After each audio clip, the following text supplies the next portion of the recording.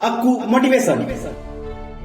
कभी अगर बनना हो ना तो बाज बनना, लेकिन कभी तोता मत बनना। तोता बोलता तो बहुत है लेकिन ज्यादा ऊंचाई तक उड़ नहीं सकता। बाज बोलता बहुत कम है लेकिन सबसे ऊंचाई पर उड़ता है और बाकी पंछियों का राजा होता है एक बाज।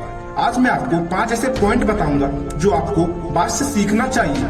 बहुत कुछ सीखने को मिलेगा ये 5 पॉइंट में। Point number 1, eagle fly alone.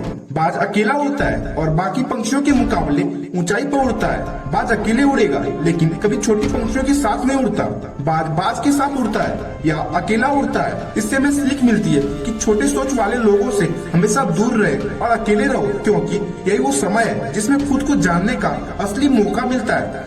Point number 2, बाज का विजन बहुत ज्यादा क्लियर होता है, बहुत ज्यादा स्ट्रांग होता है। बाज अपने शिकार को 5 किलोमीटर दूर से ही देख लेता है और एक बाज जो उसको अपना लक्ष्य दिख जाता है तो चाहे रास्ते में कितनी भी मुश्किलें क्यों ना आए, वो अपने लक्ष्य को हासिल करके ही दम लेता है। इससे भी हमें बहुत बड़ी सीख मिलती है कि अपना विजन क्लियर रखो, उसे हासिल करने के लिए कितना भी मुश्किलें क्यों ना आए लेकिन पीछे नहीं हटो उस बाज की तरफ।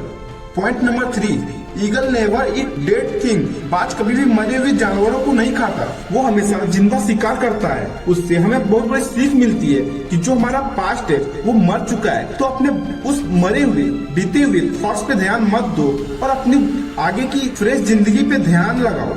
अपनी पुरानी यादें जो तुम्हें तंग करती है उसे वही रहने दो जहाँ उसकी जगह है। तुम्हारे पास्ट की जगह है तुम्हारे पास्ट में, उसे वर्तमान में जगह मत दो, क्योंकि अगर तुम्हारा पास्ट एक बार प्रेजेंट में आ गया तो तुम्हारा पास्ट तुम्हें प्रेजेंट में कभी नहीं रहने देगा।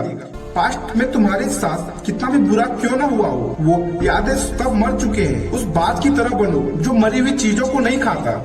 पॉइंट नंबर 4, जब आगे तूफान आता है बाज बहुत ज्यादा एक्साइटेड हो जाता है। जब बारिश होती है तो सारी पक्षी छिप कर बैठ जाती है, लेकिन बाज को बड़ा मजा आता है जब तेज हवाएं चलती है। तब उन हवाओं के सहारे और तेजी से ऊपर की ओर उड़ता है और उड़ते उड़ते इतना ऊपर उड़ जाता है कि बादलों से भी ज्यादा ऊपर उड़ जाता है। और इससे हमें बहुत बड़ी सीख मिलती है कि मुश्किलों में मजा ढूंढो। और नेपोलियन हिल ने भी एक बार कहा था, every problem comes with an equal और ग्रेटर अपॉर्चुनिटी। हर एक चुनौती अपने साथ एक बहुत बड़ी मौका लेके आती है। तो उस बात की तरह तुम भी अपने अवसरों को पहचानो। जिस दिन तुम अपने अवसरों को पहचान लिया तो सारी मुश्किलें तुम्हारी नीचे और तुम उस मुश्किलों के ऊपर रहोगे।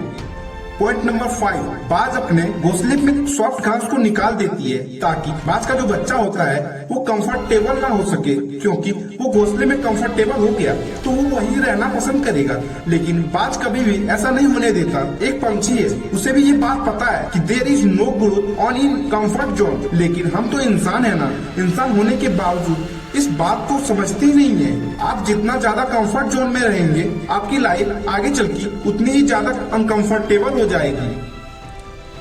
Thank you.